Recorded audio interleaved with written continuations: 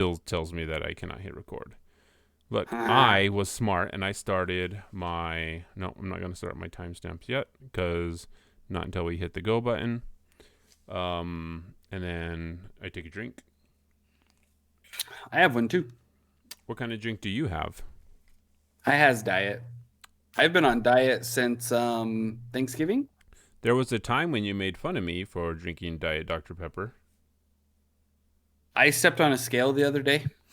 And you said, Diet Dr. Pepper, biatch. I said, son of a... Yeah, now we lost our rating, man. Good job. Zathura is PG-13. What? Zathura is PG-13. Plus, I think we get like one F-bomb per PG-13 movie, correct? No. Maybe. Don't? A lot of them don't. A lot of them don't? No, I think they do. They just choose not to. I think of the 3 oceans, all 3 are PG-13, and only one of them drops an F-bomb. And it's the first one. Right. The language in the first one is pretty rough compared to the other 2. Yeah. I just rewatched them again because what else are you going to do? Watching the Oceans movies is a great thing to do because those movies I think are fantastic. Same director that did Logan Lucky. Did you know? I didn't, but that one was actually kind of funny. Adam Driver has an interesting body history. What did you say? He's a weirdly shaped dude. I'm not like body shaming. I'm sure you knew this already, but before he became an actor, he was a Marine. I did know that. Did you know that he was in Star Wars? And right before he was getting deployed, he broke his sternum, dislocated his sternum. A weird injury to his sternum, because I'm thinking to myself, how do you dislocate that? But he did, and he couldn't go overseas. He couldn't be deployed, so he became an actor. I was going to say, like, there's a lot of things that soldiers can do to do that kind of stuff. I talked with Sean Spinks because he joined the military after high school, and we saw him in Hawaii, and there's someone, like, behind me. I can sense it. There is.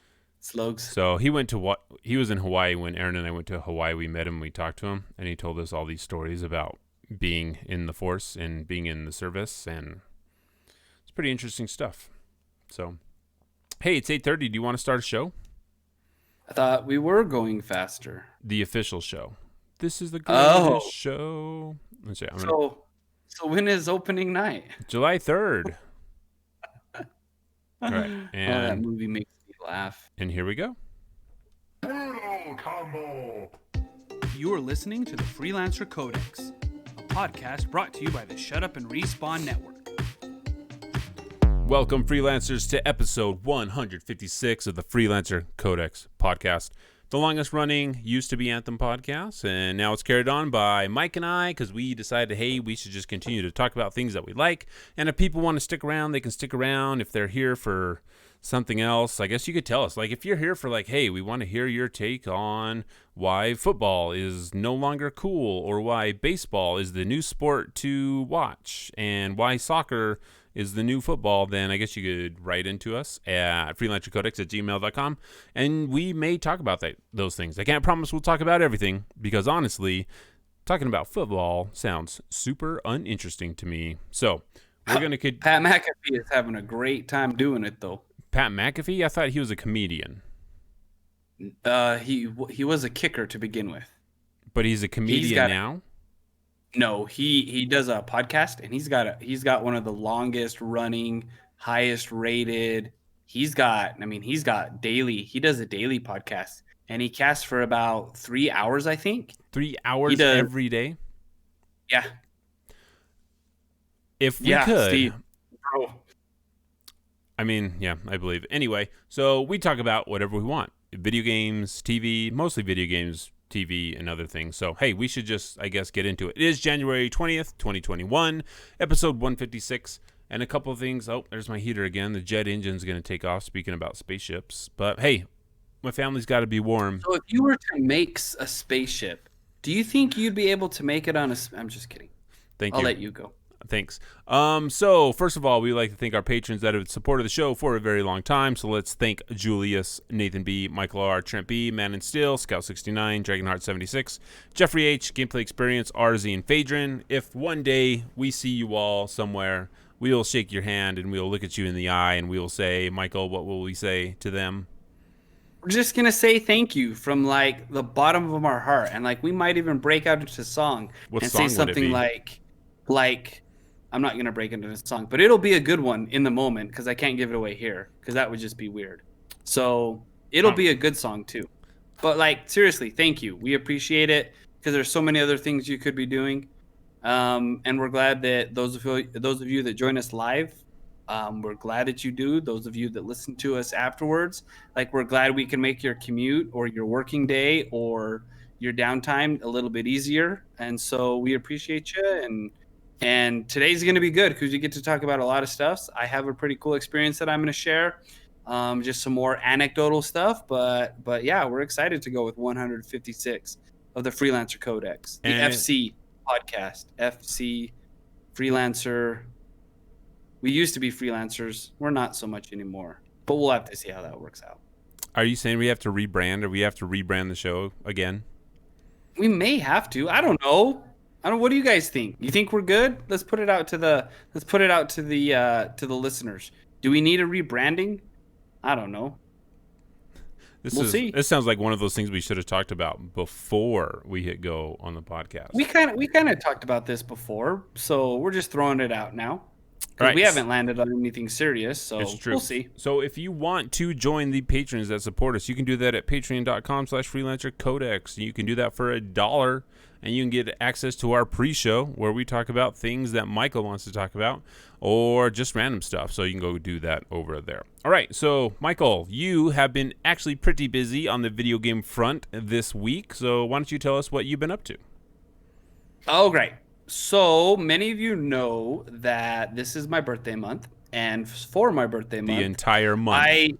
The entire month. That's how I celebrate a birthday. Is that not how you celebrate a birthday? Mm-mm. That's how people should celebrate their birthday. Agreed. So it's my birthday month, and I have been on the fence about VR, off the fence, on the fence, off, and like teetering. And I finally decided to do it. So I picked up an Oculus Quest 2 for my birthday. My first kind of, I guess not my first, because I've used your VR headset for a while, and I've tried some VR there, but picked up an Oculus. I pointed at it just now, not that you can see it, but I pointed at it. Picked up an Oculus. You could probably pick it up and show it off. I can. It's charging, and it's just out of arm's length. Oh no. So got that, started playing around with it. Threw up like 12 times before. I'm just kidding. Put it on, started played the Beat Saber demo. Super excited to get the rest of the game that comes with that. The kids are super excited for that. And you know, starting to kind of explore the different things that are out there that you can do with VR. The first game that I picked up that I wanted to try really was Star Wars Tales from Galaxies Edge. And for me, I think this was a great introduction for someone who hadn't done a whole lot of VR and was just kind of getting their feet wet. Because, and I'll get right into it. So we definitely, Star Wars family, the kids love it, we love it. You know, great characters, great experiences, love the world, blasters, lightsabers, droids, things like that, right? Super, super cool stuff. So we thought this might be a good way to get into it and see how it goes. So picked this up, started going, and immediately I started getting like dizzy and a little bit like turned my stomach just a touch. And so I went into all the settings and like turn off this shake and turn off camera this and blink when hovering and turn off free move and stuff. So once you get into all those settings and really tweak it to your playstyle, I played most of the game seated. Because I couldn't do the standing. So I played most of the game seated. And it worked out, and it was fun, and you know, got into the story. All totaled, I think the campaign itself is only about 3.5 hours. All the extra stuff that goes into it, I think we're only looking at a 5-hour game, which like I said, for me, it was a great experience to get started with, to get used to VR. Because all the stuff that I've looked at beyond that look more intense visually, and so I don't know how that's going to affect my rods and cones. And so if I jumped into that from the beginning, I think I would have had an issue. But I'm glad I started with this. Play through it with the boys. The boys are super excited to play it. Right? It's one of those things that we can't put down. We played till the battery died probably 3 times. We've had it for a week. We can't seem to keep it off our heads. It's super fun. And you get to use the lightsaber. You get to do all kinds of stuff. The cool thing about Galaxy's Edge is that we since it's set up in Disneyland and we've been there and we were able to kind of see the thing in person. There's just that cool connection to kind of see it and carry on with some of the characters, catch some of the inside jokes and things, and catch some of the characters from the extended Star Wars universe. So we're excited to go on with that. There's a planned expansion this year. We don't know when it's going to come out, but there's a planned one. And so we're looking for more Star Wars games. It just seems like a great title to be able to go through with VR, because there's so much stuff you can do with it. I'm right now looking at Vader Immortal, right? Try that out and see how that goes.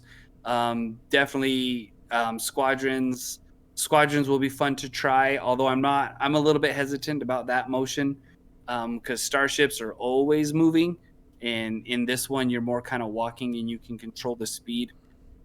You normally get motion sick anyway. I normally don't, Steve, well, but you never ride Star Tours. But as I've been getting older, I kind of have been getting a little bit kind of lightheaded, dizzy, disoriented kind of thing. So for me it may be something that's coming with age, which is not the best. Yeah. but it is showing up. So real quick, the Phaedron game says real quick, Phaedron in the chat says, "What's up, weirdos?" Phaedron, thanks for hanging out with us. We appreciate it. He says he's reminding us how much he doesn't like The Last Jedi. So Tales from Galaxy's Edge, like what is the gameplay? Like, are there multiple modes that you're doing? Is it one thing where you're an outcast and you go through this thing? Like, what's the gameplay? So the main campaign. So the game is actually about 2 months old. I think it came out November last year. So if anybody wants to get in on it right now, some of these could potentially be spoilers. But probably not for most people. So your character is a droid repairman, right? That's who you are. So there's lots of ties to the actual like Batu. Black Spire Outpost is the name of the land in like Disneyland and Walt Disney World. And there's a big heavy presence on droid making in that world, and so that's who you are. Okay, you're a droid repair guy. Your main tool is like a multi-tool ratchet kind of thing that gives you a screwdriver, a torch, and a taser, really. So you have 3 things that you can do. It's puzzle based. You're a droid repair guy. You launch in and you're on a freighter delivering droid parts. And the main bad guys are these Zagoivian. Yeah, I know it's not Sokovia. Sokovia is from Marvel. That's Wanda. Yeah. Something Death Gang. Zakovian. You keep talking, I'll find it for you, so it doesn't bug you. You can find it anyway. So those are the bad guys that you're fighting, right? They're the ones that show up in Force Awakens on Han Solo's freighter. They're the ones wearing the red armor. Anyway, so that's the antagonist that you're fighting. Those are the bots that you fight throughout the thing. And your job is to after you crash on this planet, your job is to. So it's the Guavian Death Gang. Guavian. So they like the guava juice.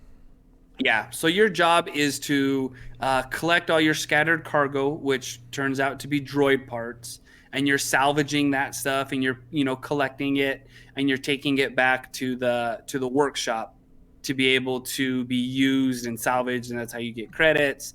That's how you kind of advance some of the quest lines. So you get to carry blasters, It's a really cool system in that you can kind of strap stuff to your torso, right? You've got 2 holsters that you can put blasters in. You've got med packs that go on your inside wrist that you have to pull off and use and put back. You've got a wrist comm that tells you all your stuff. And it is super cool. You use training bots, the little training droids that Luke used in New Hope to kind of help you on your mission. You let those kind of hover around you, and they can be your auto shooters for you. It's puzzle based. To open the chest is actually really cool. You have to go through and use your tool to manipulate some interactive things. It's really neat to get in and do. And so that part was really exciting and really challenging because it's fun to do the puzzles. And then you can, load up your gear and there's a very, I don't want to say generic, but it's a very basic main quest line, right? The leader of the Death Gang wants a droid that you have and is mad at you for rescuing it and taking it back. So you go on a lot of scavenger missions, go out, find this piece, bring it back. Go out, find this piece, bring it back. There's quite a few collectibles that you can do. There's 8 droids, mini droids out in the world that you can collect and bring back. And there's some things that you eat from, not eat, that was the wrong word. That you can eat it because one of them is a piece of fruit that you can eat, and you get an achievement for eating 10 of them or whatever. But you collect these things from enemies that you kill and monsters from the world that you're in, which a couple times when some of those things come after you, like I remember feeling like tense and like, oh man, this thing is like about to bite me kind of thing. So I remember feeling that, and I thought that was kind of a weird thing. It just pulls you into the world. The landscape is great. The vistas are awesome. The platforming is fun. Just the different environments that you can go into. Like there's so much that is open in the Star Wars world anyway, and it's cool that you could see it in this way. I've completed all but one of the available challenges. I just have to defeat 2 more Viper droids, and then I'll be complete there. And then one of the really cool things is that once you talk to the bartender in the cantina and you bring back some stuff for him, you bring back some tusks from one of the animals and some scales from another one and some fruit that's growing out. You mix a drink, and as you're drinking it, he goes on to tell you a story about an apprentice Jedi, a Padawan Jedi, who's kind of going through, and you kind of go on this side quest kind of thing. And it gives you just a very quick story that features some awesome characters that I shouldn't have gotten emotional when I saw these characters, but you did because it's who they are. And like there's no reason that I should be doing this to this character because I know that I'm wearing a headset. I know that it's virtual. I know that it's not real, but I'll be darned if you're like, yeah, I'll follow you anywhere. And so you use your lightsaber and you defeat these guys. And like, I remember sharing it with Steve. Steve came over and he played it, and he played this quick. I mean, it was probably what, Steve, 20 minutes, if that, maybe. Yeah. Right. And you took off the headset and you're like, it's better than Last Jedi. And I'm like, yeah. Right. It's just so good. Right. It was just really cool to be in. I'm excited to explore more Star Wars stuff. But I'm also excited. I'm also excited now to branch out and explore some other things. Half-Life Alyx, I heard is really good, and I want to try that out. I don't know if you'll be able to do Half-Life Alyx on your Quest. I'm sure there's a way we can figure it out, maybe. Yeah, I have to do it third party. Yeah. Yeah. So which isn't bad. The Quest is really cool. One of the things about the Quest is that it's completely wireless and can remain wireless, right? So you can play the Steam library if you wire it in, but they also have an option to do a virtual desktop connection to where you can play Steam games streaming them through a pretty decent interface is what they claim it as. Gotcha. So I'm gonna try that out, and because I definitely sold on the wireless thing, because I remember playing on yours and like I can move around, but I still am aware that there's a wire Yeah. kind of. So if I do a 360, I'm killing myself, right? Because I'm choking myself. Yeah. But this way is just so much better and easier, and so we're gonna try that out and definitely try out Beat Saber and get some more stuff for that, and try out some of the other stuff coming out. So I guess it's safe to say that you were impressed by the technology, because it seems like you had I mean, you're having a lot of fun with it. You're excited to try more. Were you like expecting this level of like, oh? I wasn't. So once I got it ordered and I was like waiting for it to get here, like I was getting legit excited, and that's not something that I usually do really for anything. Like any of the things that I'm excited about. Once I have something on order, I'm just like, yeah, it's coming, it'll be here. But like I was legit getting excited for it, and I don't know why. And it's kind of weird for me to be excited because I'm not normally excited about that. So it was kind of like kid in a candy store, almost day before Christmas kind of thing. So it was fun, and I'm not gonna downplay it because I really was geeking out. Like there's just something about Star Wars being in there. I don't know if it's because it's a property that I'm familiar with, or if it's something that just has that nostalgia hit for me. It's probably Or some if of it's that. because it works so well. Like I don't know if any other property could work that well. I mean, I'm thinking like, could you do like a Marvel VR type thing? And I'm thinking, no, that's too motion. Like I couldn't be Iron Man flying around. I would throw up all over the place, it seems like. But maybe, Yeah, I mean, there's things you could do. You could do like Black Widow or whatever, but the I mean, it's different being immersed and seeing things that are like life size, being able to interact with them, things talking to you. Like it's just a completely different experience than playing a video game on a screen. And like I had the same like, it's almost like an epiphany, but that same feeling when I started playing for the first time, and you get into the lab and you go play with the two robots from Portal and you see them full size, and then you start like understanding what developers can do with stuff like that, and it just kind of like opens your eyes to like, oh, like this can definitely be the future. I think they're close. I wish more developers would do bigger games like Half-Life Alyx, and there's some of them out there. Rusted says hi in the chat. Rusted, thanks for joining us. Rusted. Really appreciate it.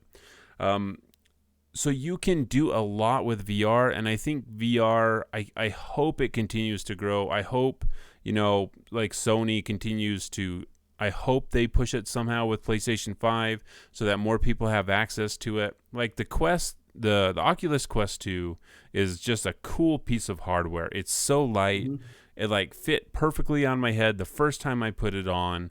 Like it gets to the point where like you don't really notice it as much. Like my Samsung Odyssey Plus, like it's heavy, and I have a dumb shaped head anyway because I've got a forehead that like slants like a freaking ski slope, and like it just doesn't fit great on my head, and I have to keep pushing it down so that the image doesn't distort. But the resolution in the Quest 2, like on each lens, is really, really good. It's super light. Like the controllers are light. They almost feel too light. They almost feel like like they're I would want like too plasticky. It'd be cool if there could be a little bit more weight in there. Yeah. And I know that they tried like going like super sleek and ergonomic, but I kind of need. I think what I'm gonna do is one of my upgrades because with the headset, before it even got here, before it got out of the box, I put the Elite strap on it. Pardon me. Versus the fabric belt strap that comes with it. Yeah. Which I think was a great decision. One of the complaints that I have is that battery life doesn't seem to be the greatest. Yeah. So they actually make an Elite strap with an extra battery on it. I don't know how that would feel weight wise. So I don't think I'm gonna go that way. It's almost better for me that it. Yeah, I think it's almost better for me that it doesn't, because I can usually go an hour before my head starts to kind of hurt Yeah. from the device itself.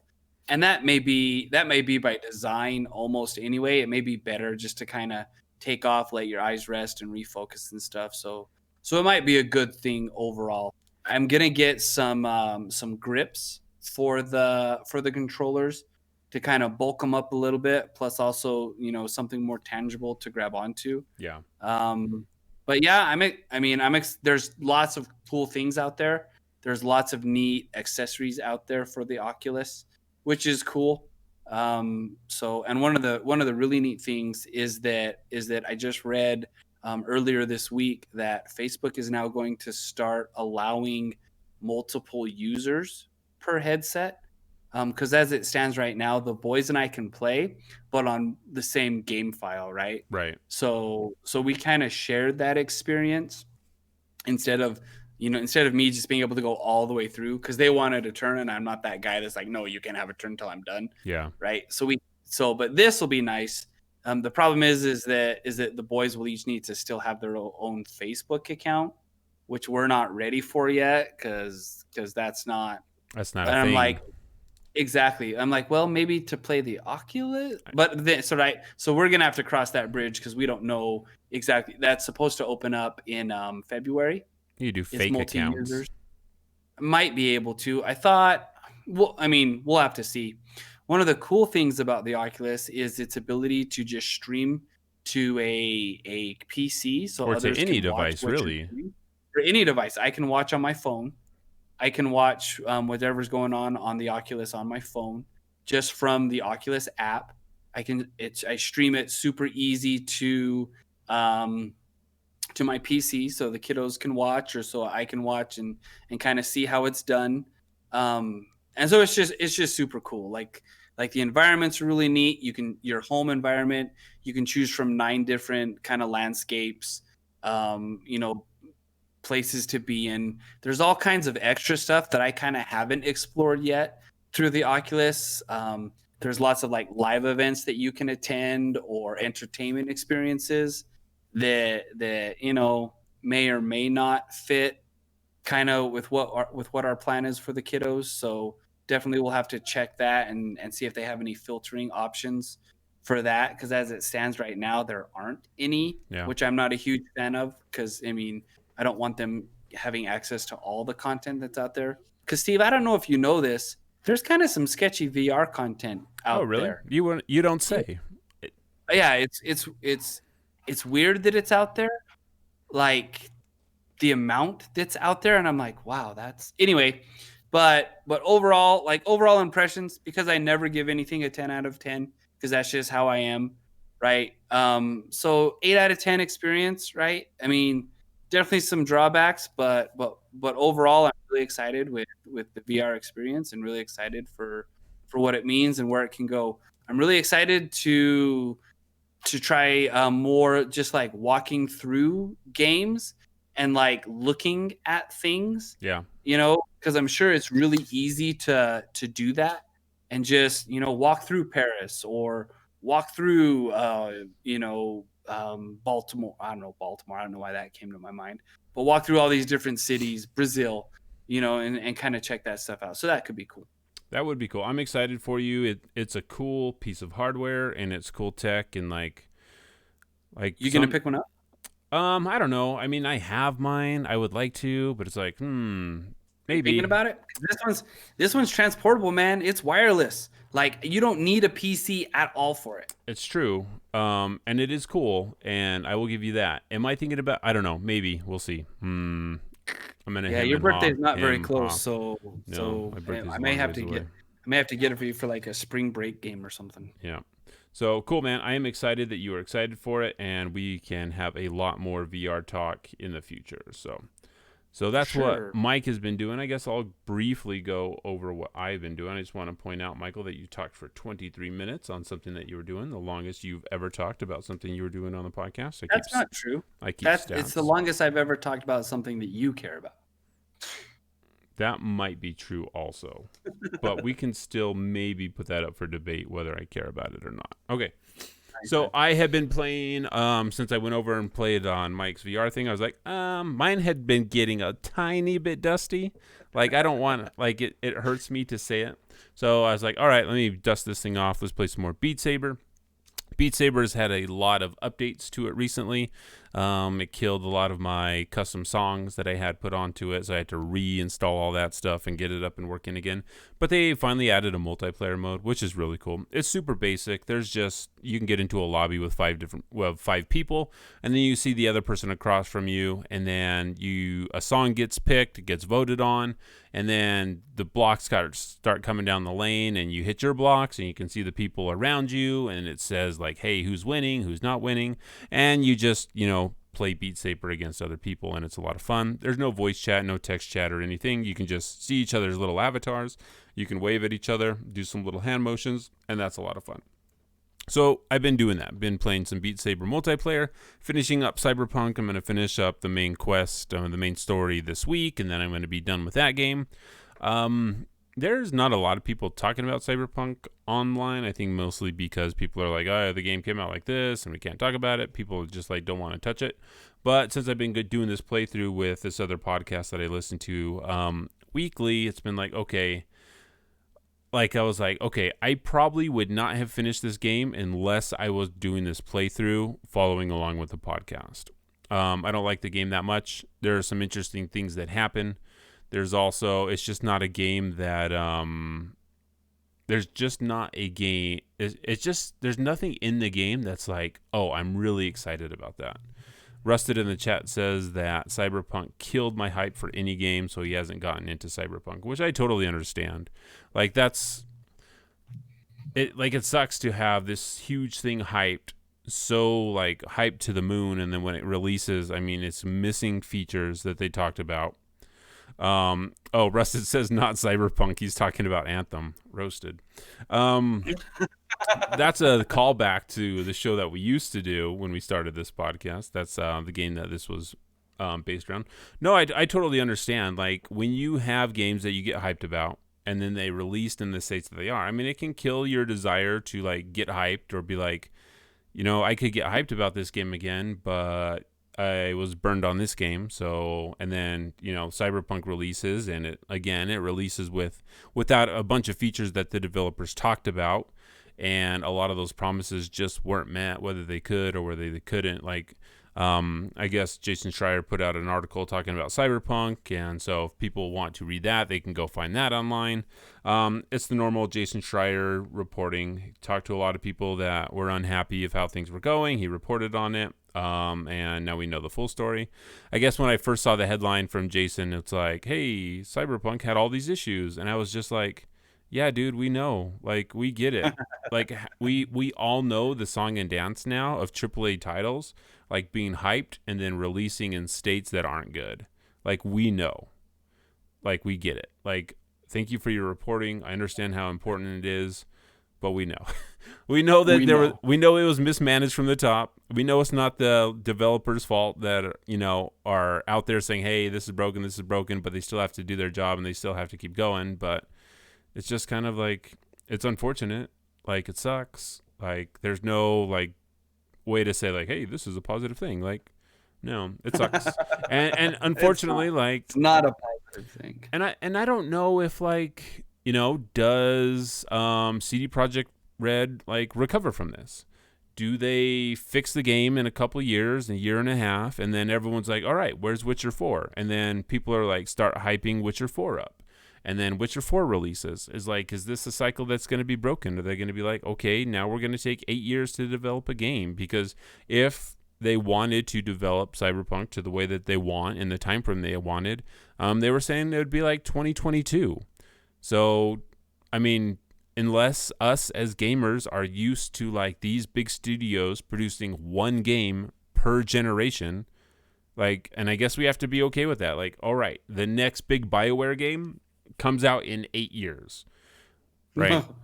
Like, and would people be okay with that? I mean, 8 years is a long time to wait for a video game. I mean, Anthem was in development for, I think, like 6-7 years. That was when they started talking about it. We know that. We talked about it for 10. We talked about it for 10 years. So, And of course, it's like, no, I don't want to wait that long for another game. I mean, we waited for Final Fantasy 15 that was like some crazy amount of years. Right now, we're going to be waiting for Halo Infinite for 6 years if it releases at the end of this year. Like, and are people going to be okay with waiting that long for these titles to release? Or maybe we don't need massive games that are this size. Maybe Halo Infinite doesn't need to be a 80-hour game. I mean, previous Halos were like around 10 hours each of them. The titles were like, 10 hours each. And they produced them like every 3 years for the Halo titles for a while there. But, you look at Ubisoft games that have been pumping them out one every year, open world games that are just massive games. But do they do anything like super different? They've got a couple studios that, they kind of leapfrog their titles. But so it's a weird thing where you've got these studios that take forever to release games. I mean, we can look at Naughty Dog. That, hey, they take a long time. They produce some really good games and they knock them out of the park. It takes a lot of work. Rusted in the chat says, on that point, when are they going, let's see. What are they doing during those 8 years where a game comes out incomplete and buggy? Like, and that's one of the questions that we ask ourselves a lot of times on this podcast is like, what was going on? And, we talk about the prototype stage and like the, where you're just putting things on a chalkboard and you're scratching them off and you're like talking about those ideas. I guess it's just one of those things where it's like, and I guess as I put my thoughts together, we've talked like offline before about like, a video game bubble of like, are we to the point where our games are getting too big? Like that they're so big that they're just unwieldy and that it's hard to steer the ship. Whereas when I hate talking about Supergiant all the time, but when you look at their 4 titles, they're smaller titles that they have a vision. They execute on their vision and they do it quickly and they do it in a timely manner and it's polished and it's like, okay. And, Hades was up in the running for Game of the Year against a lot of these bigger games, things like, The Last of Us 2. And it's, I think we need both. I think you need big AAA titles. You need those big blockbusters, but you also need like the indies to make everything like, to really flesh everything out. But at some point, like, how do you hold back the massive costs to produce massive games like this? And then hopefully they release in a good condition. But I think one of the things that won't stop is like, if we continue to pre-order games based on our memories of previous games, like they'll keep making these promises. They'll keep building these huge games that, they like maybe don't have enough people or they don't have the time to complete because that money keeps rolling in. And one of the things that Jason mentioned in the Cyberpunk thing was he actually cited his own article from Anthem talking about like, hey, we were counting on the BioWare magic coming together at the end because it came together at the end of Dragon Age Inquisition. And then the CD Projekt Red guys were saying, hey, we're the team that made The Witcher. We can do this again. It's this belief that just because you had success in the past, you'll have it in the future, instead of like finding better ways of like, hey, because we know that the Dragon Age development wasn't the best development. There was a lot of crunch and they made that game super quickly, but they were able to produce something at the end that was good, that had that one Game of the Year. And to be like, hey, we did it then, we can do it again, that's just something that you probably shouldn't bank on. I don't even know what we're talking about, Mike. What are we talking about? Oh yeah, Cyberpunk. I have nothing, no part of that game is like super captivating me to continue playing it past me beating it. So I'm going to beat Cyberpunk and then I'm going to go finish Half-Life Alyx before the Medium comes out. So yeah, that's what I've been doing. Cyberpunk. Go out and catch it.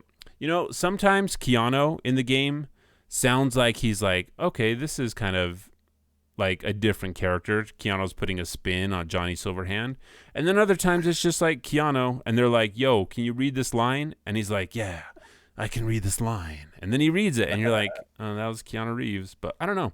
I wish like my vision of, I guess, when I think of Cyberpunk, I think of more Shadowrun, and I wish Cyberpunk was more Shadowrun than Cyberpunk 2077 because I'm just not having that great of a time in it. So, Yeah. anyway. That's a bummer, man. Well, I mean, it's like it is what it is, right? Like, Well, and it is a bummer. Like that's what it is. It's a bummer, right? Because you want stuff to be good, and when it's not, it's not. But when it's good, it's good. when it's good, it's good, and when it's not, it's not. And I guess that like that's the question. Like, does CD Projekt Red learn from it? Do they say they better? Well, I mean, maybe they do. Maybe they don't. Maybe they just said, "Hey, we made The Witcher. We can do this again." They hopefully, right? Like because we've talked about that for a while. So hopefully they do well from it and learn from it. But only time will tell. Like, we won't know until their next game releases. Everyone's going to start hyping it up again, and then people will pre-order it, and then we'll know. So, and when we'll know, we'll know. All right, should we talk about the news? Is there news? Yeah, let's talk about some news, and then we'll talk about Wanda Vision because really that's what I'm here for. All right. I gotta talk to you about something.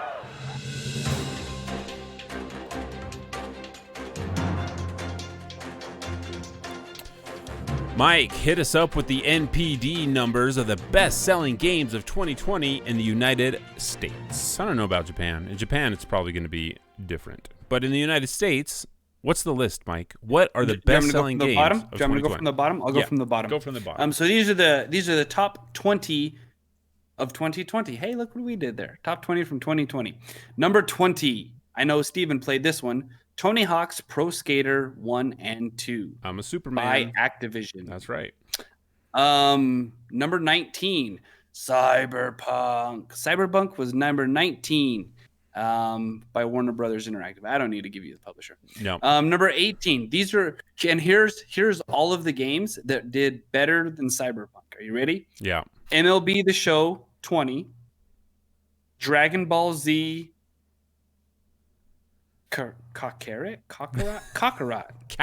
I couldn't read that word. It just looks weird. Dragon Ball Z Kakarot. Number 16, Mortal Kombat 11. Number 15, FIFA 21. Have you played FIFA 21? No, I haven't played FIFA 1996. Oh, nice. Number 14, Super Smash Brothers Ultimate. Can you read them all like Keanu Reeves would have read them? Number 13. NBA 2K. Oh, you can't. 2K21. Are you okay? Are you okay? So over NBA 2K21 was number 13. 2K21. Number 12. 2K. Yeah, 2021. Number 12 was Marvel's Spider-Man Miles Morales. I thought that would have been higher. Number 11 was Marvel's Avengers. Top 10. Here we go. Final Fantasy. I got to do Roman numerals. 7. Final Fantasy 7 Remake. Number 9. Super Mario 3D All-Stars. Number 8. Mario Kart 8 Deluxe. I didn't realize there were 8 of them. Dude, that Number game 7 keeps selling. I don't know how, but it just like will not stop selling titles. Number 7, Ghosts of Tsushima. Number 6, The Last of Us Part 2, which I believe also won Game of the Year. It did. Number 5, Assassin's Creed Valhalla. Number 4, Madden NFL 21. Number 3, and this is what gets me, Animal Crossing New Horizons. Why does that get you? I guess that because I guess I don't have a pulse on the gaming world like I thought I did. No. Number 2, Call of Duty Modern Warfare. And the number 1 game from 2020, physical and full game digital from Nintendo eShop, PlayStation, Steam, and Xbox platforms for publishers in the digital leader panel ranked on dollar sales was. Do you have a guess on what it is? You see it in front of you. So I will guess. Matter. Okay. It is Call of Duty Black Ops Cold War. Was the number 1 game of 2020. So I think the big surprise of this list is that Grand Theft Auto is not on this list, and it has been on the top 10 NPD for as long as I can remember. So it's finally gone. Wow. But you know what? Finally gone. What number did it land on? Do you know? I don't even know. This is only the top 20, so I don't know where it is. But there's a lot of Activision stuff on here. So Call of Duty, Tony Hawk. There's a couple EA titles. We've got FIFA, and then we've got Madden. Sony's got a lot up here. Sony is a lot for the top. Last of Us, Ghosts. And you know what? There is not any, there's not a single Xbox exclusive on this list. Nope. Probably because Xbox didn't release any exclusives in 2020. But, you know, maybe with all the stuff that they have been buying, they will be able to make it. All right. A couple other things you that are would happening. think, because they've bought all kinds of stuff. What if they just buy the world? So there's a new Pokemon Snap, and that's coming to the Nintendo Switch on April 30th. I don't know why, but my kids are not super into Pokemon games. Like, they would watch the cartoon on Netflix, and I thought, like, okay, Pokemon, they're going to be into it. This is, like, perfect for them. This is targeted at their age group, and they just don't care. Logan played Pokemon X on my 3DS for a while. Maybe he was just too young because he's like, I can't find my way out of this stupid city, because their city, he had to go talk to a couple different people and he couldn't find the right person. But I was like, I was surprised that they're just not into it. And I'm guessing it's because Pokemon doesn't really cater, like the games anyway, don't really cater to the newer generation. I think the games are just continuing to cater to the people that grew up with the games. And I just thought that was weird. Like, do your kids have any desire to play any Pokemon at all? Are they any interest in Pokemon? So, Steve, mine haven't even watched a Pokemon cartoon. So they don't even know. They don't even know. I don't think so. I played Pokemon Go for how long did we play that game? A few months. Don't say we. You played. I had it downloaded. And they went with me. I had them try to catch a Pokemon every now and then, but we didn't have any background for it. We didn't watch any of the cartoons to where they could understand any of it. So, and you know what? Like, I'm not ashamed to say, oh well, that like we're not into Pokemon. I'm like, oh well. I wish it would continue to evolve, like, and include new like updates to video game design, but it's just something that has continued to stay like, all right, now swap your Pokemon, and now your Pokemon comes out, and now they attack. All right, now swap your Pokemon, and you just got one hit. And it just seems like if Final Fantasy VII Remake can like reinvent their battle system and go from turn-based to action, like Pokemon should, with the amount of money that they make, all the crap that they do, they should be able to reinvent what Pokemon is and kind of change that formula up a little. I'm just sad that they don't. So, well, but then what do you like just following that train of thought, like what do you change it to? What does it become? It becomes massive. And if you do change it, is it still quote unquote Pokemon? Yes. You change it to where well, there you go. People just fix it. You just do it. And you put a couple developers on it, you do it, and then you become the king again, because they're already just like the problem is, it's like that same thing that we were talking about, like, oh, you're just going to pre-order it because you love it. And people just continue to buy Pokemon because it's Pokemon. Like, they haven't done anything new in their games that like warrant like their continued success of that franchise. Like, and I'm glad that they're having success. I'm glad that there's Pokemon games, but there's like so little innovation and so little interest, where it's like, you guys should be trying to capture younger people and like adapting and changing to, you know, what you could do on a Switch. Like, even like you go to a Switch, like it's still just top down. Like, I could play this on my 3DS. I could play this on my phone, and it's just lame Pokemon. Anyway, I don't want to hear Pokemon anymore. Just because I'm curious, and because you brought it up a little bit, what is the anything really, because it doesn't necessarily have to be a video game, but what is the thing that you will always pre-order and always get just because it's the thing? Did that question make sense? Yes, it did make sense. Okay. And I don't know, so I will say this. So currently, if Remedy were to slap the word control on any future video games, I would pre-order it without thought. Yeah. Without thought, without question, just like, yep, I am doing this. Yep, I would say I need more control. I want to find where the story goes, and I would pre-order it. Like, other than that, I don't think that there's... It used to be Blizzard, but it's not... Like, I won't pre-order anything from Blizzard. Like, I will wait to see what comes out and how games play.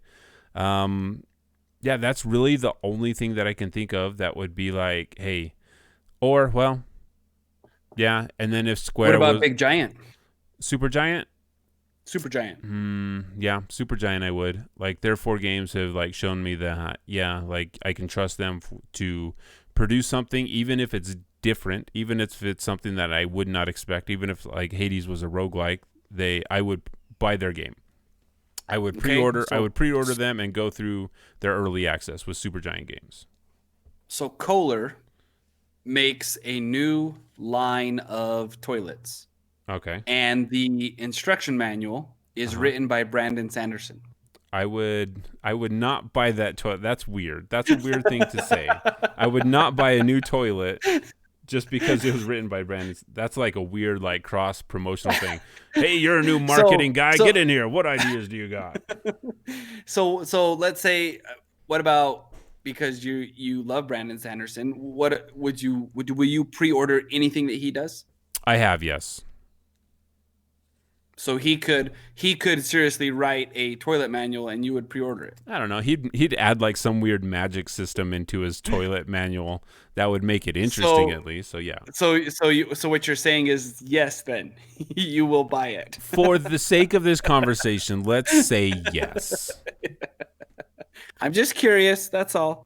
You're just proving my point. No, and I get it, because I'm like, well, you should stop pre-ordering things, and I'm like, hey, look, I'm a hypocrite. I'm gonna pre-order all this stuff. And that wasn't the point of my what I said. I know it's not the point. I just wanted to know what you would always pre-order, because we all have them, right? We all have it, no matter what we're in. And I don't think it makes us a hypocrite. So that was not my intent to insinuate that. So. No, I totally get it, but it does make me that, and I can recognize that and not be like, oh, you call me hypocrite. It's like, yeah, I'm totally a hypocrite, because like I'm thinking of a bunch of other stuff, like Final Fantasy VI. Like if Final Fantasy VI Remake came out, I'm like, yep, buy it. I'll just like, but then again, and I think this is the thing, like if I do that, if I buy a Sanderson novel and I don't like it, then that's on me. Like it's not on Sanderson. Like I pre-ordered it. It's my fault. Because like I had trust and the trust was broken, and it's my fault because I trusted. But I don't know if it is. I guess it's different for video games, that there's just there's forums for everything where you can complain about something. But yeah, does that happen on the internet generally? Do people complain about I don't think so. Internet? It's usually probably in person. Like I get a lot of phone calls from people like, hey, did you play Cyberpunk? And I'm like, oh, yeah, I did. How'd you get my number? Let's complain about it. And then we just like talk for hours about Cyberpunk. But I don't know. Like, I don't know exactly what the right answer is. Like, how do you stop companies from like taking advantage of that and just saying, hey, we got their money. Let's keep going. But also it's like, yeah, I enjoy supporting developers that I enjoy their titles. Right? And that's fine too. Right. Like, but maybe I have to stop doing that. But then again, it's like, well, I'm just going to buy it day one. I'm not going to wait like the couple hours for a review to come out. It's like, I want to buy the game and I want to have my own experience with the game. And like, yeah, Cyberpunk is not the experience that I wanted, but it's on me because I paid for it. I can still complain about it, but I'm not like, hey, you screwed me over. It's like, well, I could have just waited and not bought the game, but I did. So what are we talking about? Pokemon.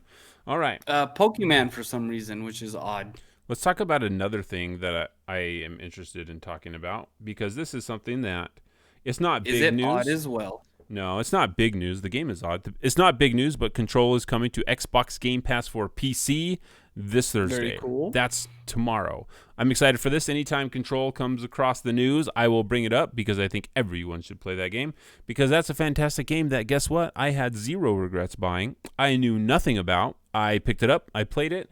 and it has become one of my favorite titles of all the times. Michael, will you tell me about? So why did you pick it up? Just curious. I don't know. Like Okay, what I was will it tell that you you were why. like, I'm gonna try this game? I Had saw. you read a review or? I didn't read any reviews. I saw one trailer, and I was like, "Holy crap, that looks interesting." Plus, this was before the time of the pandemic, and I was actually over at your house watching your kids while you and Nicole were gone for somewhere, and you guys are going to be gone for a really long time. So I'm like, your kids are asleep because I'm a good babysitter. I put the kids to sleep. I'm good to go, right? So I'm like doing my duty. So I'm like, I'm going to boot up Mike's computer. I heard Control got released today. Download Control on my account. I didn't spend any of your money. And I played it, and I was like, I just got sucked into it. It was at a moment where I was just like zoned in. I didn't have anything else to do. Turned everything off and just got sucked into the game and like got immersed in it. So I think that probably has something to do with it. But yeah, because normally that's kind of cool. Yeah. Do you think that Control would be a good VR title? No. The movement for Jesse is really like kinetic. So there's a lot of up, down, sideways, floating, dropping, ground slamming. Like it would be very disorienting. They could, like, Remedy could make a cool title in VR in the Control universe. Like I don't have any doubt about that. They could do something cool there, but Control itself I don't think would be very good for it. So Gotcha. tell me about this Pokemon box. What's in the box? All right, so Pokemon Snap Nope. is coming. Oh, there it is. There it is. This box of Pokemon cards sells at auction for more than, can you guess? For more than 400. I got to go back and look at my Pokemon cards. $400,000, a new record. A new record high for an unopened box of first edition Pokemon cards has been set at $408,000. The sale was handled January 15th by Heritage Auctions, the same company that brokered another record-breaking Pokemon sale in November. Card games like this, Pokemon, Magic, stuff like that, always astound me because of how much a card can be worth. That doesn't compute in my brain. I guess I kind of see sports cards, but even then I don't understand why a sports card can be so much. I'm not in that world. I don't see it. But this is a lot of money. I wonder where this box came from, because a first edition box probably has to be old-ish, right? Yeah, it's got to be 20, 25 years old. It's probably just stored in some seller's like closet. Like, there are all these card shops. I mean, you remember those small little hobby shops. You find it on, probably found it on Storage Wars. Yeah. So like Steve, you and I have had this conversation before. So, right? So like when we're talking, what thing that seems benign now is the thing that we need to buy and put away so that in 20 years it's worth $1 million, right? Bitcoin. Right? We Bitcoin, right? That may be what it is. And that's kind of unfortunate because you can't really hold Bitcoin. So we kind of talked about maybe like the SNES Classic, maybe. Yeah, right? Maybe the Game & Watch, probably not, but maybe. So like I think of shoes, right? So a pair of shoes might be something that when you go buy, depending on what shoes you buy, you need to buy two of, and then they'll appreciate in value depending on. You definitely things. have to buy two of them. Well, not two shoes, but two pair. Oh, I gotcha.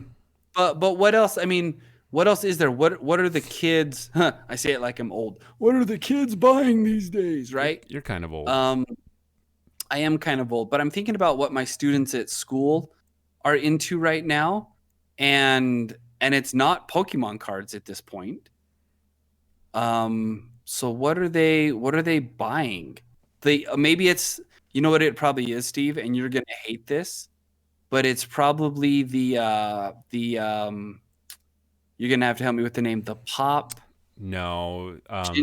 It's probably those little figures. What are they called? Oh, keep going. Keep guessing. Keep going. Let's see. They're bobbleheads, Pop Rocks, Noka, Nokataki, Walkie-Talkie, Pop Cap, Popple Caps, Pog Champ, Goofy, Double Fine, wait, Pops, Pop Sockets, Pop Rocks. Poppin' Socks, Poppin'. Maybe it's not even Papa Pop. Giorgio's. It's not Pop. It's. Why can't I think of this? This is painful. Why can't we think of them? Hold on, don't look it up. Pop. You Cap, guys know what we're talking Pop about, Rocks, Double Fine, Bobblehead, Phil Harmonics, Bill Box.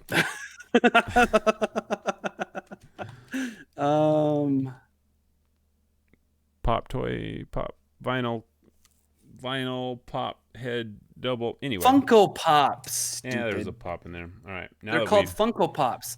Steve, No. I think it's gonna be those. No, it's not. There's too many of them. You know what? Funko Pops But so are you going know to be what? Then you have to find the one that's gonna become the thing, right? No, like the thing is, like Funko Pops are the thing that lead us to Wall-E. They produce so many of them. They don't do anything. People buy them like crazy, and you know what they are? Like they're not even like close depictions of the characters that you care about. They're just like, hey, here's some colors. It looks pretty close. It's got a big head. What do you do with it? I don't know. Leave it in a box and put it somewhere. They are everywhere, and they are like you can melt those things down, and you can make how many I was gonna say breathalyzers, but how many things to help people breathe with in hospitals? Like there's just ventilators. There's just such a. Anyway, I'm not going to talk about some. No, people. Steve, I think it's hate Funko Pops, man. No, we're going to stop yeah, this conversation because I don't even want to talk about Funko Pops. But speaking of Pokemon cards, remember when I was like, Pokemon needs to do this? Apparently not. They've they're gonna a box of cards is going to sell for $400,000. So who cares what I think about Pokemon? Well, but it's not Pokemon getting that money, right? No, but it's whoever bought that storage shed. Yeah. So real quick, because that was probably sold on Storage Wars, and that's what they did. No, it was the box specifically because people are looking for holographic Charizards, and they're worth a lot of money. So, and if you can make a lot of content on YouTube by opening packs and getting this stuff. I saw a video of like someone opening a blind pack. They put a nail through it, and they're like, "All right, this is my video. I'm gonna hammer a nail through this pack, and hopefully I don't get something super rare." And like that's the content nowadays, man. All right, so and that's what people do. Yeah, let me tell you. I hope that he got an entire pack full of like 20 of those cards that he can do nothing with. I mean, that's probably stuff that's not even true. I don't know. Anyway, it's the internet. The latest major update for Horizon Zero Dawn PC Edition is released, and it's going to be one of the last because Guerrilla says they are going to start shifting focus to Horizon Forbidden West. So there will still be a couple updates in the future. They're looking closely at message boards for the PC version of the game, and they're moving on. So if you played Horizon Zero Dawn in PC, Mike, I know you have. Someday you might finish it. They're going to kind of move on, and they're going to start doing their own thing for Forbidden West. So good for Forbidden West. Is that back to your saying everything like Keanu again?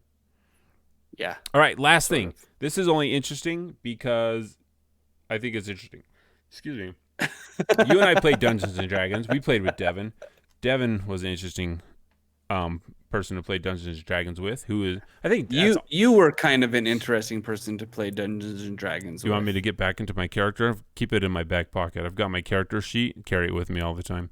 So, because I guess like funny. Devin, all he does now is play Dungeons and Dragons. Apparently, so there is a live action series, and the creator of John Wick will be helming the series.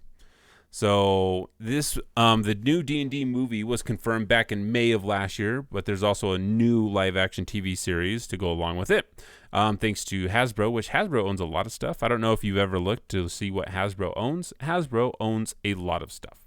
So while the movie is still trying to decide if actor Chris Pine will take the leading role, Chris Pine, recently in Wonder Woman 84, in some other dude's body, also captain of the Starship Enterprise. Enterprise. So do you think if you were to make a starship that you could use an existing model of a starship and like not get in trouble for Well, it? let me tell you, the TV series just secured itself a phenomenal grab with John Wick creator Derek Kolstad joining the team as the lead director. Rusted says, shots fired at Devin in the chat. It's all right, Rusted. We're just teasing Devin. He killed off one of the main NPCs that we were trying to interact with because we don't know why. So, and from there, He didn't kill him off. I ended up having to heal him, remember? yeah, but just heroes shooting random people in the street. You know how it goes.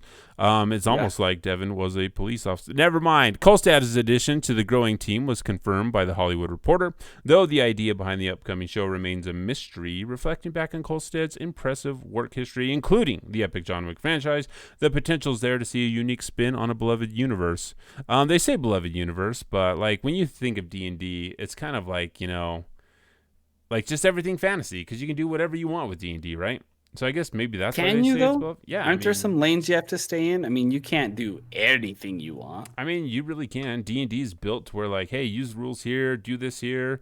Rusted, thanks for hanging out with us. Hope you enjoy your lunch. Hope you tune in next week as well. So I am terrified that there's going to be a D&D movie because the last times there's been anything related to D&D on screen, it has been awful. Very cringeworthy. So I don't know. Maybe this will be What was the last D&D? What was the last D&D that you didn't like, and you can't say Game of Thrones? So there was an actual Dungeons. So a long time ago, I don't know if you remember this. There was the D&D cartoon. We had it on VHS, and it came in a Dungeons and Dragons box set. Do you remember this? There was like the wizard, there was a dragon. Thankfully, there was a wizard. no. Yeah, I don't. That was really bad. There was one like in 2007, I want to say. I'll pull it up. That was really dumb because it was badly acted, and Dungeons and Dragons movie. Can't spell. So it's hard. There was one in 2015. No. Dungeons and Dragons is it came out in 2000. It's a British-American action-adventure film directed by Courtney Solomon. So it was as bad as you imagine something being in the 2000s. So, all right, Mike, I think that's it for the news. Is that it for the news? Do you got any more news you want to talk about? That's all I got. I shared my Oculus story when I was doing my Oculus thing. So yeah. All right, then let's do something that I think a lot of people have been talking about. A lot of people have seen recently. So let's talk about Wanda Vision. Steve.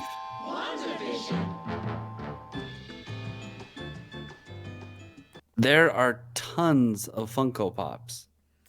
I'm telling you there are. And how could they be rare if they make so many of them? It's not I like guess a collectible that's true. thing. Like collectible Maybe you card gotta games, find like the rarest one they make. Yeah, but even then, it's like, then do you have to buy just huge crates of them and they're random assortments? Like, it has to do with how you purchase them, because like cards, magic cards, Pokemon cards, baseball cards, it's all random. They only make a certain amount of so many of them, and Funko Pops are just like, produce them all. Like, there's like some weird little like alien, like the queen alien from Aliens 2 that was sitting in the hive and just like pooping out eggs. Like, that's what Funko Pop's doing. It's like, they don't even care. Just get them out there and ship them out. Mike, what were your thoughts on WandaVision? Oh my goodness, WandaVision. So hopefully everybody is caught up on WandaVision. If you are not caught up on WandaVision and you do not want to be spoiled, go ahead and turn off now. This will probably be the last thing that we talk about. So we will send you off here, and then you can come back and watch and listen after you're done, because we're about to do all the spoilers. So I'm going to give you in 5, 4, 3, 2, 1. First impressions of WandaVision. What just happened? Pitch meeting for WandaVision. Hey guys, we want to do X, Y, and Z. Do you think people are really going to watch that? Yeah, it's the Marvel brand. They'll watch anything. Oh, fair enough. And then they did it, right? So those are my first impressions. But then going back and thinking about it and even doing a rewatch, I was like, okay, obviously I have to put my Sherlock Holmes hat on and figure out what's going on here. I can't just sit and watch something. This one is going to be one that you're going to have to pay attention to the details, the jokes, the looks, the camera angles, the music, right? So from a storytelling standpoint, spot on confusing the heck out of the audience, but also leaving enough breadcrumbs that you might be able to find your way home, right? Super weird, not what I expected at all. Don't know what I expected, but going somewhere hopefully, right? Law of averages says that Marvel's gonna strike out somewhere. Hopefully, it's not with Wanda Vision, but we'll see. We'll see, right? So those are my initial first impressions. So Steve, you want to go through this using your outline? Do you want to go through this kind of point by point? I think we can. Well, maybe. I guess I can give my first impressions also. Okay. So first off, just as like some info. So WandaVision takes place after the events of Avengers Endgame, right? So I think, Or does it? I guess that's true. Like you could, I mean, they said that, but it's a comic book thing, so we could be alternate, we could be past. I mean, they could really do anything. But as my wife and I watched it together, we had the same thought. It's like, what did we just watch? Like, because at first, like with all the promo stuff that they were happening, they're like, hey, this is the show. Like, and you kind of think like, okay, this will be the first little bit. It'll be the first 20 minutes. And then something will happen that changes over. And then we get the real show. But I have to give it to them props that they like committed, and they committed to the bit. I went back and read the Vision comic book that kind of like was recommended to read alongside with this, because like I would love to be able to say like, hey, I read the comics that are associated with this, but there's so many freaking comics, there's so many freaking timelines, it's just so jumbled. Like, I don't know, I guess I'll read this and we'll go from there. So I went back and read some of the comics to kind of get an idea of what was going on. Still don't have an idea of what was going on for a lot of this, but like, I mean, like production wise, I thought it was interesting. I thought like the decision to go to like the 3-camera sitcom was like, it's a bold choice. Like you said, though, it's like, oh, they'll watch anything that we put out because like we're in a drought of Marvel content, and this is like the first thing that's kicking it off, because after this we get Winter Soldier and stuff. But it was weird. But like you, like, okay, I need to stop watching the show and start watching for what the show really is. Yeah. And I don't know if that's a good thing or not. Like, I did not grow up in the I Love Lucy era. However, that was something that we saw a bunch of going over to our grandmother's house, who only had 2 channels, and it seems like I Love Lucy was on it all the time. Well, it was funny because when it wasn't on one channel, it was on the other. Right.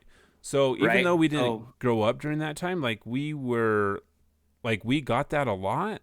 And to like think back to that, it's like, oh, this is like almost 1-to-1 to what you would have seen from an I Love Lucy episode. Yeah, it's right? almost like they picked, season 3, episode 7, and replaced the characters and the names and just did it. Which again, when you put your Sherlock Holmes hat on, you're like, okay, what are they talking about? What is really going on? Right? Yeah. So I guess we just jump into it, right? So Yeah. Wanda and Vision, they have moved to this home. They're going to meet the neighbors, and they kind of Most likely set in the 50s, which I think is important because I think we're going to see some time jumps, some actually big time jumps from episode to episode, right? So episode 1 was set in the 50s, right? Wanda's a stay-at-home wife. Vision has a job. I like that you put in the notes, doing what exactly, right? He doesn't know what his job is. Are we supposed to know what his job is? Does it really matter? And thinking back to some of the other sitcoms that I've watched, did any of their jobs matter? Like, did you know what Joey was? I guess you probably know what Joey was. Did you know what Chandler did from Friends? Do you know what George did from Seinfeld? George you and know Chandler what? work for baseball teams, I think. At one point, right? But like you said, like, he it didn't doesn't have the matter, same job right? throughout. Say it again. But like you said, it doesn't matter what they did, and whether it's like Yeah. paying homage to like, yeah, it doesn't matter. I'm just here at this computer place. But also it's like, okay, so is it one of those things where it's just throwaway? If it is throwaway, I don't think Marvel is like doing any like, I don't think any of it is supposed to be throwaway. I think everything means something, right? Because And that's kind of the cool yet frustrating things about it. Like, just let me watch a show, guys. Right, because the episodes are so tight that it's like, okay, we can't afford like to spend 5 minutes of Vision going to here for a dumb joke. Like, I don't think that's what they're, even though it's like that sitcom where everything's played for a dumb joke, every line is supposed to be, you know, set up, punchline, set laugh up, track. punchline, right? Like, I don't think that they're wasting the time in here for that. I think like whatever's happening to Vision, whether he's like actually the Vision, whether he's like a fragment of the Vision that Wanda has, like, he doesn't know what's going on either. I think Wanda is in control somewhat, and everyone else is just kind of, they're either there because she brought them in or they're trying to keep her there. And it's, I don't know if it's kind of like a Truman Show thing, because Wanda's like one of the most powerful Avengers. She can destroy like lots of stuff. She's very powerful. So I don't know if like after the events of the Avengers, she's like kind of had like a break, or she's trying to recreate this perfect life that she could have had.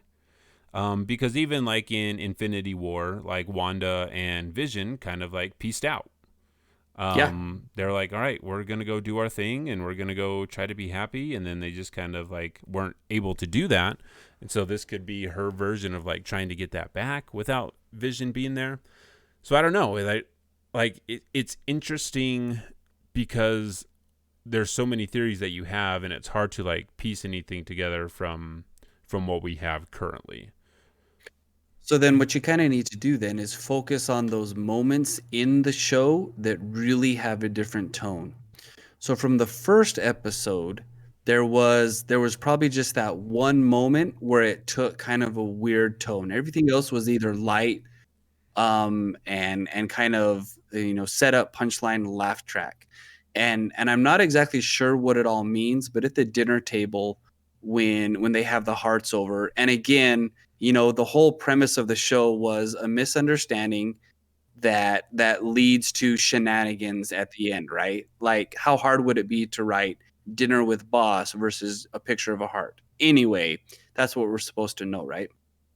So the weird moment was at the table when the boss starts choking on the dinner, and the camera then does something that it hadn't ever done before. It pans to the face of Deborah Jo Rupp's character, who is just, I mean, like she will forever be the sitcom mom, right? Yeah. Like 70s show. She's just hilarious to watch, right? Like I think she was hilarious in Friends. She was hilarious in 70s show, and I think she could be hilarious in this, but that's yet to be seen. But anyway, just the repeating, and then Wanda finally telling Vision to help the boss who's choking, which was out of character for Vision not to help, right?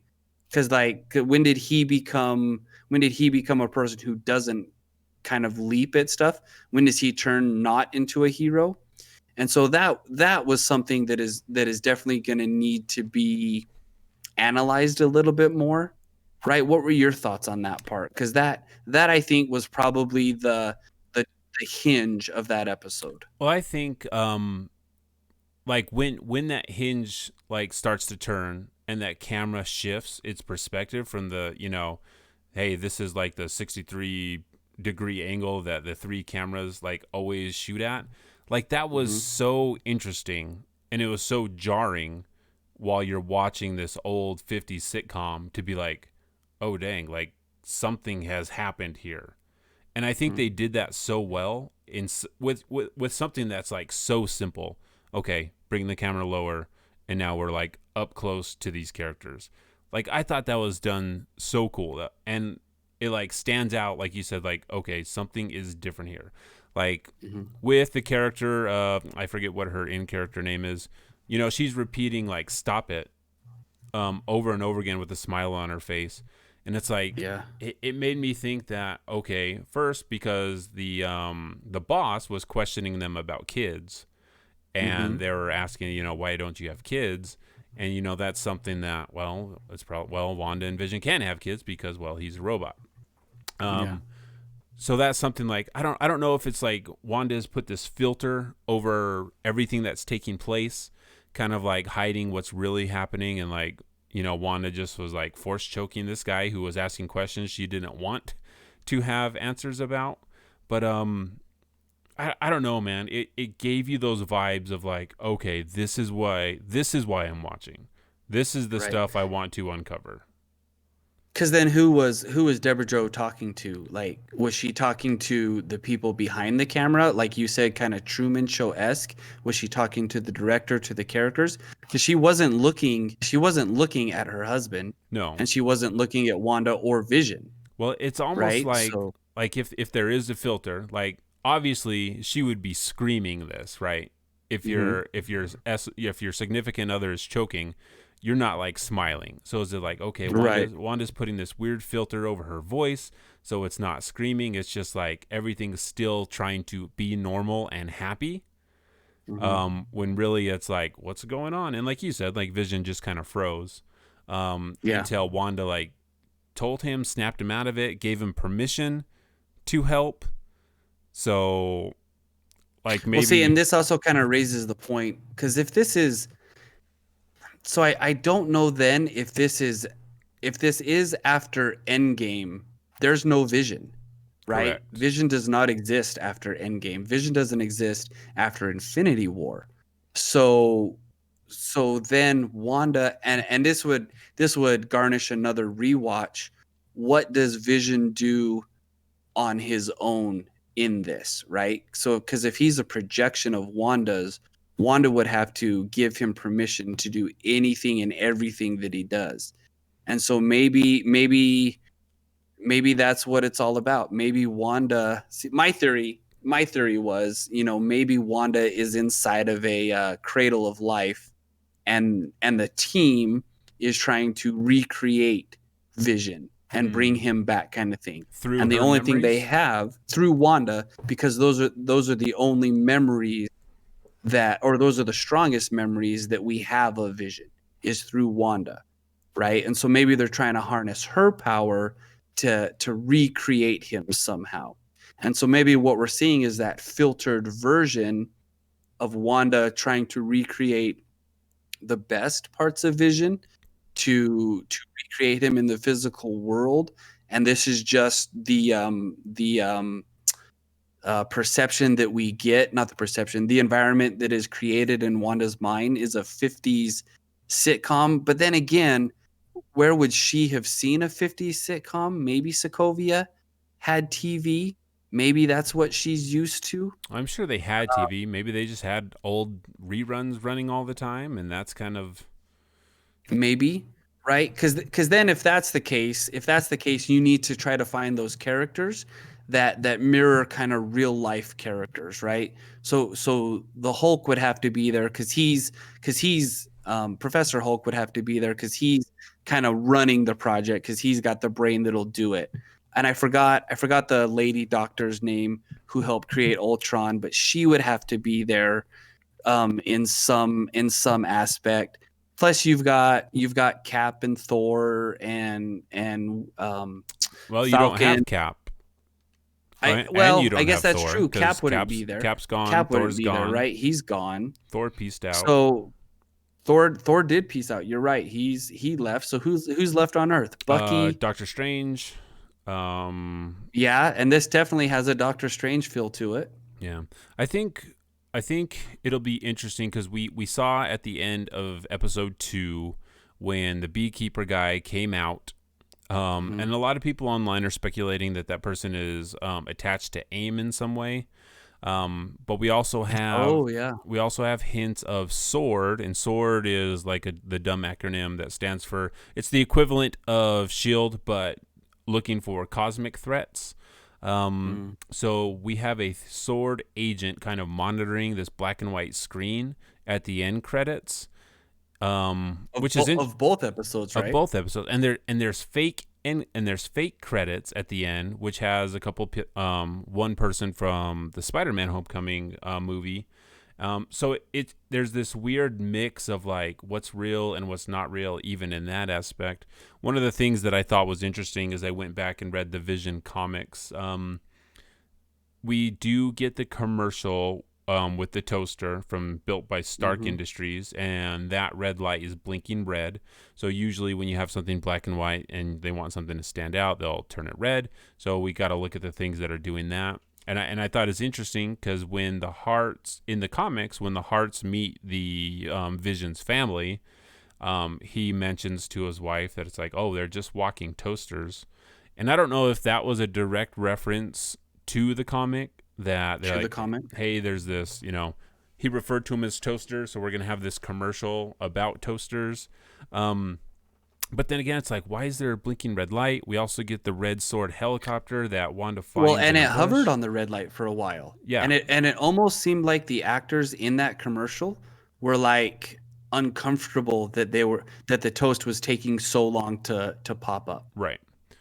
So and that was, so we got that. We got this red sword helicopter, and then we got the crazy lady's blood on her hand. So those were the 3 times that color came. I guess I don't remember the blood. What crazy lady? So I do now. Never mind. When she breaks the cup. Yep. Yeah.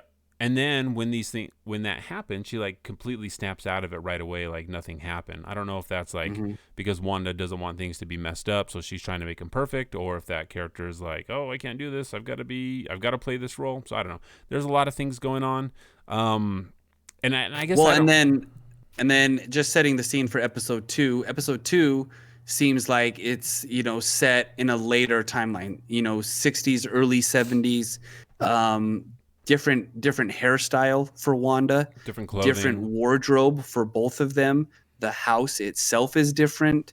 Even the beginning, the first episode had a very I Love Lucy intro. The second episode was very Bewitched. Yeah. Right. So we're kind of moving through that. Whatever that means, I'm not sure if it means anything. Obviously, it does mean something because this is what we've come to kind of expect from Marvel, right? Everything is an Easter egg, which again, can I just watch a show? You can still keep the story beats there, but for those of us who haven't read the comics, like, and I think the nice thing is though, like, I don't think the comics are required reading. Like the series I read, like, I mean, there's some little touches, but I don't think, and I'm glad for that. I'm glad that I don't have to like know like 60 years worth of backstory for Vision and Wanda to understand what's happening here. Because I think then it just wouldn't be approachable. But knowing like maybe you have like some little tidbit or insight, like, oh, that's cool. That's a callback to this. That's great. Like the people on the internet are going to find that stuff out for us anyway. So we really don't have to do the work. But if it was just a show just to watch, I mean, then we wouldn't be talking about it. Then it wouldn't be. That is true. Then it wouldn't be. Well, Marvel, we right? would because fun, explosion, blow up, cool, Not right? Because there's a good formula for that right? too. But this is definitely one of those thinkers. And that beekeeper at the end, little freaky deaky. So we'll see what happens. Calling out of the sewers. That's not exactly something you normally see. I do have to say that the magic show was pretty hilarious. And you're right. Like, but again, what do you read from that, and what do you take from that, and what is really going on, right? And so. Right, but also like, hey, decent jokes. Like these aren't just like phoned in. Like let's use old jokes from these. Like the magic show was funny. Like the guy that lost his grandmother's piano, him just saying like that was my grandma. Like it was funny and it was done well. I'm like, I'm not sure that's how mirrors work. Stupid stuff like that where Wanda's trying to, do her best to keep the ship going. Even Paul Bettany's like, hey, I'm a drunk Vision now, was kind of like, oh, okay. It was funny. It was whatever. But yeah, like I would say if you are interested in avoiding spoilers, because I like haven't been watching anything or looking anything up, but I went online today and there's like tons of stills and stuff from the film for future episodes. So if you don't want to be spoiled on stuff, like try to avoid it as much as you can. And hey, it'll be here in a couple days, and we'll get episode 3, and then after this, then we roll right into Captain America and Winter Soldier, and it's like this whole year, I think we're gonna have stuff to talk about at the end of our show, and I think that's one thing that I'm excited about. That hey, we'll talk about video games, we'll talk about the news for video games, but then I'm kind of excited to jump into the Marvel stuff that's going to be releasing, so we can chat about that. So, because there's a ton of it. Because there's a ton of it, and I think that's something that you and I both genuinely enjoy. Yep. We both love the Marvel Cinematic Universe and everything that they've done there. So this will be something that's fun to talk about. So if you want to, stay up to date on video game news and Marvel TV show Cinematic Universe stuff, like the Freelancer Codex is the place to be. And maybe we'll figure out some branding around that. I don't know. Or we'll just say the Freelancer Codex because it's easier and I don't have to make a bunch of changes to websites and social accounts. So if you have your own theories, you can send them over to freelancercodex@gmail.com, or you can hit us up on Twitter @freelancercodex. And you can just like, hey, if you like the show, tell a friend, tell us, or tell your cat. And if you don't have a cat, tell your dog. So until next time, everyone, thank you for hanging out with us. Rusted, everyone else in chat, everyone else online that has been lurking, we really appreciate your support, and we'll catch you later. Peace. Thank you for listening to the Freelancer Codex, a podcast brought to you by the Shut Up and Respawn Network. Follow us at Freelancer Codex on Twitter or Twitch. Send emails to freelancercodex@gmail.com or voice messages to anchor.fm/freelancercodex/message. We wish to thank all of our Patreons. We are grateful for you all. See you later, chat.